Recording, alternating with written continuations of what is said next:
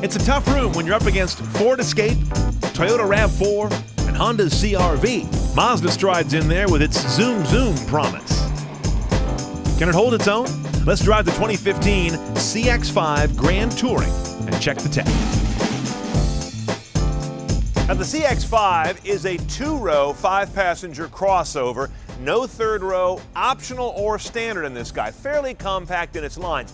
It is to the Mazda 6 what a BMW X3 is to a 3 Series, to kind of stack the concept here.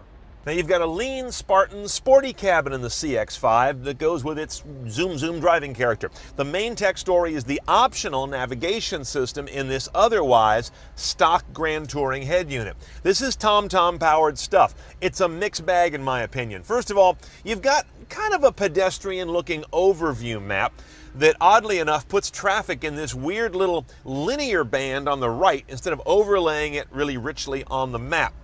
That to me is kind of an odd interface. On the other hand, as you get close to a turn or an interchange, it does a great job. In fact, it changes to a totally different look to show you what lane to be in and micro guide you. So that I like a lot.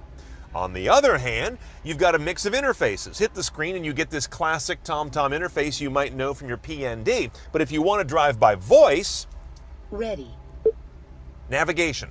You get this very different list of choices, not the same as what's on the TomTom map, and certainly not the same look and feel.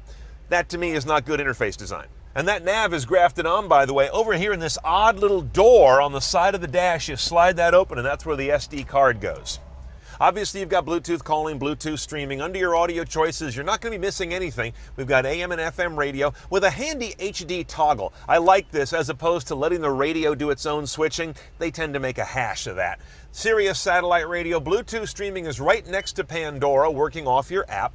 Everything is kind of slow on this connected stuff, especially on the Bluetooth and Pandora. I just feel like this system is kind of overburdened. It doesn't move very crisply, so you're constantly glancing back after you invoke something to see if it's up yet, and that takes your eyes and mind off the road.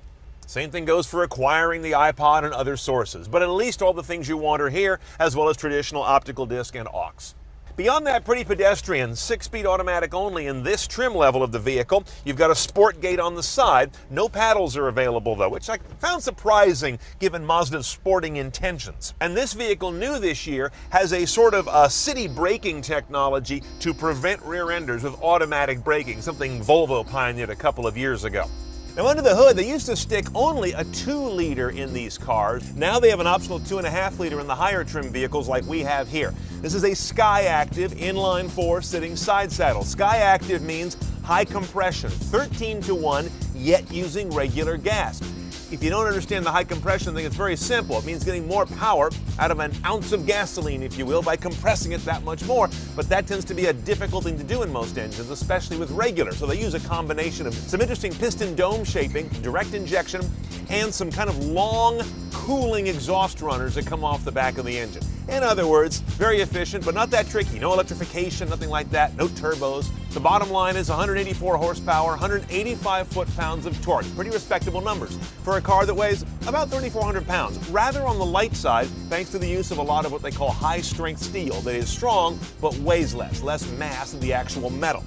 0 to 60 is about 8 seconds in this guy. MPG 2532, front-wheel drive. You get about a 2 MPG haircut if you go all-wheel drive. And at these higher trim levels, 6-speed automatic only. Lower trim CX-5s do offer a 6-speed manual. Okay, underway, the main thing I want to gauge here is, does Mazda deliver on its engage the driver zoom stuff? That's always been sort of their claim to differentiation. At first blush, I'd say somewhat yes. This is not an overpowering car, but it does have good responsiveness compared to a lot of vehicles today that have got this rubbery kind of drivetrain. I missed the fact that it has no paddles. I'd like to see that on a car that has a fairly taut feel. Power delivery is pretty good, the suspension's not wallowy, and yet the ride quality is good. It doesn't punish you with too much road chatter feedback. And last thing is, ergonomics are quite good in this vehicle. Everything kind of falls where your hands naturally are, and visibility, yeah, it's very compromised in the rear. Those giant C-pillars are just one of the defining characteristics of compact crossovers, but beyond that, it's a very comfortable vehicle to get natural with very quickly. Now, pricing the CX-5 Grand Touring, top of the stack, automatic only, $28,800. Another $1,250 gets you all-wheel drive. You're also going to take a 2 mpg hit, more or less, on your fuel economy. $1,425 for the tech package. That gets you the TomTom nav that I could kind of live without.